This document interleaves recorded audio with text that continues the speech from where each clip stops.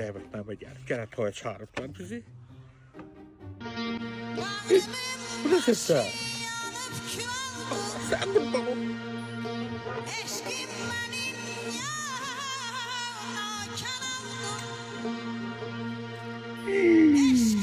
Sen okuyun. Anlarsan. Az neyin başı, neyin bağrının başı. Sen de bağır qalıb ki, başda qala. Bağrının başı yanır. Sensiz az məhlədə yandan dəvətnamə gəlib.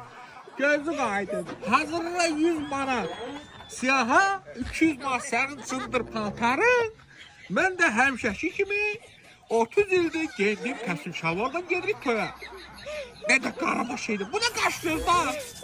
Ha ben de ağarım ben de ağarım. Hara geldim ben de ağarım ne ağarım 100 manat Çin'dedir.